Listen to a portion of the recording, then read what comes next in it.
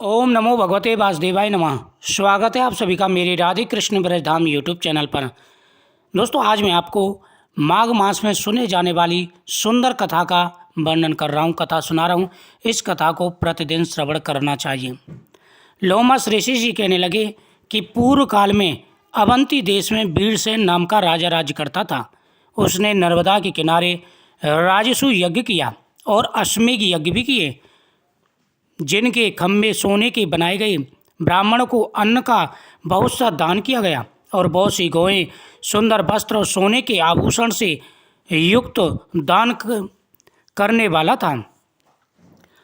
भद्रक नाम का एक ब्राह्मण, जो अत्यंत मूर्ख, कुलहीन, कृषि कार्य करने वाला, दुराचारी तथा अधर्मी था, वह भाई बंधुओं से त्यागा हुआ इधर उधर घूमता हुआ देव यात्रियों के साथ प्रयाग में आया और माघ में उसके साथ 3 दिन तक स्नान किया।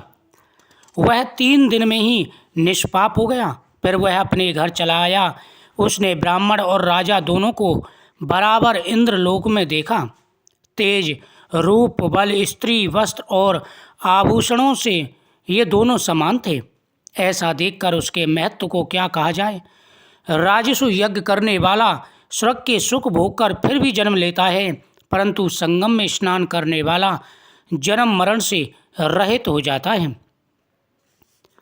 गंगा और जमुना के संगम की हवा के स्पर्श से ही बहुत से दुख नष्ट हो जाते हैं। अधिक क्या कहें, और किसी भी तीर्थ में किए गए पाप माघ मास में प्रयाग में स्नान करने से नाश हो जाते हैं। मैं पिशाच मोचन नाम का एक पुराना इतिहास सुनाता हूँ।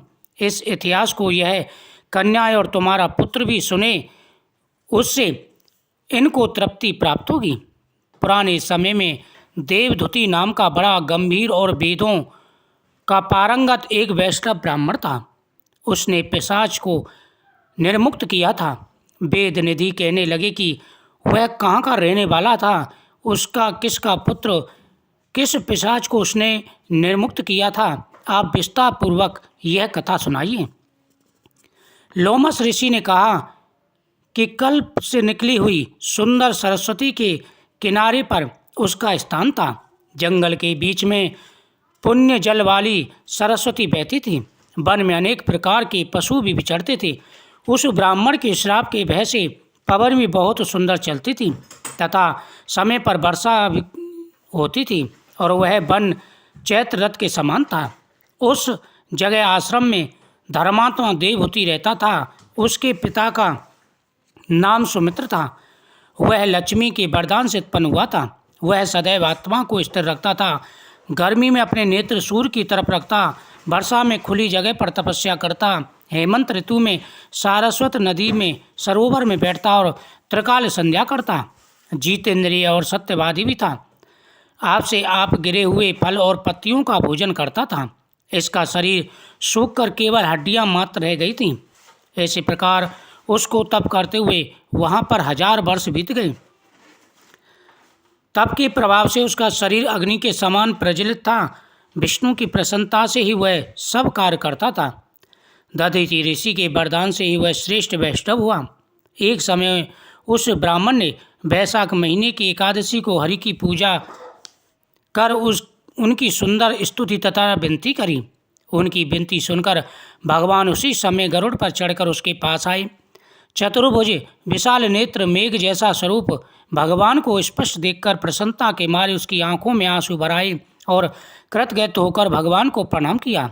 उसने अपने शरीर को भी याद न रखा और भगवान ने कहा कि हे देवदूती, मैं जानता हूँ कि तुम मेरे परम भक्त हो। मैं तुमसे अति प्रसन्न हूँ। तुम वर मांगो। इस प्रकार भगवान के वचन सुनकर प्रेम के मारे लड़खड़ाती हुई वाणी में कहने लगा कि हे देवादिदेव, अपनी माया से शरीर धारण करने वाले आपका दर्शन देवताओं को भी दुर्लभ है। अब आपका दुर्लभ दर्शन भी हो गया, मुझको और क्या चाहिए। मैं सदैव आपकी भक्ति में लीन लगा रहूं। भगवान उसके वचन सुनकर कहने लगे कि ऐसा ही होगा। तुम्हारे तप में कोई बाधा नहीं पड़ेगी। जो मनुष्य तुम्हारे कहे गए इस स्रोत को पढ़ेगा, उसकी मुझ में अचल भक्ति होगी। उसके धर्म कार्य सारंगत होंगे और उसका ज्ञान में परनिष्ठ होगा। इतना कहकर भगवान अंतर्ध्यान हो गए। देवदूती भगवान के ध्यान में लीन हो गई। तब देवनिधि कहने लगे कि हे महर्षि, जैसे गंगा जी में स्नान करने से मनुष्य पवित्र हो जाता है, वैसे ही भगवान की इस कथा को सुनकर मैं पवित्र हो गया। कृपा करके उस स्रोत को कहिए जिससे उस ब्राह्मण ने भगवान को प्रसन्न किया। लोमस जी कहने लगे कि उस स्रोत को पहले गरुड़ जी ने पढ़ा, उससे मैंने सुना। हे विप्र, यह स्रोत बहुत ही प्रभावशाली है। इस प्रकार से है। वासुदेव सर्वव्यापी चक्रधारी सज्जनों के प्रिय जगत के प्रिय स्वामी श्री कृष्ण को नमस्कार है। जब स्तुति करने वाला जिसकी स्तुति की जाए तथा सभी जगह विष्णु में है तो किसकी स्तुति की जाए। जिस भगवान के श्वास वेद हैं, फिर कौन सी स्तुति है उनकी प्रसन्नता के लिए की जा सकती है। जिसको वेद नहीं जान सकते, न वाणी मान सकती है, उसकी स्तुति में अज्ञानी क्या कह सकता है। सारा चर अचर संसार जिसकी माया से चक्र की तरह घूम रहा है, इसी से हे प्रभु आप चक्रपाणी कहलाते हो। ब्रह्मा विष्णु आप ही हो। सारे संसार को उत्पन्न करने वाले, ब्रह्मा को भी उत्पन्न करने वाले। जब जीव शरीर को धारण करता है तब उसको ज्ञान उत्पन्न होता है। तुम सब सुखों के दाता हो, इसमें कोई संदेह नहीं है। आपसे संपूर्ण सुखों के देने वाली बुद्धि उत्पन्न होती है। इस प्रकार से स्तुति करने से भगवान प्रसन्न हो जाते हैं। लोमस ऋषि कहने लगे कि जो व्यक्ति भगवान विष्णु की स्तुति करते हैं और भगवान शिव का पूजन करते हैं, उनकी सभी मनोकामनाएं पूरी हो जाती हैं। माघ के महीने में भगवान विष्णु का पूजन और भगवान शिव का पूजन परम पवित्रता को देने वाला है। व्यक्ति पवित्र हो जाता है, मुक्त हो जाता है। हे ब्राह्मण, माघ महीने में प्राचीन इतिहास कहता हूँ। माघ के महीने में एक ब्राह्मण था जो नियमित रूप से भगवान शिव की पूजा किया करता था। जिस प्रकार से भगवान विष्णु की पूजा का महत्व है, उतना ही महत्व भगवान शिव की पूजा का है। वह नियमित रूप से भगवान शिव की पूजा किया करता था। उसका नेम था प्रतिदिन शिवलिंग पर जल चढ़ाना। अपने घर से पैदल चल करके प्रतिदिन शिवलिंग पर जल चढ़ाता था। एक बार भगवान शिव ने उसकी तपस्या से प्रसन्न होकर के उसको परचाना चाहा। एक बार भयंकर आंधी चला दी, तूफान चल गया, भयंकर बरसात होने लगी। सर्दी का मौसम था, माघ का महीना था, लेकिन उस ब्राह्मण ने अपना प्रण नहीं छोड़ा। वह एक पात्र में जल भरकर रास्ते में जाने लगा। वह तेज आंधियों को चीरता हुआ भगवान शिव की तरफ अपनी ध्वनि में जा रहा था। तभी रास्ते में एक गड्ढा पड़ा और वह ब्राह्मण उस गड्ढे में गिर गया। वह शिवलिंग तक नहीं पहुंच पा रहा था।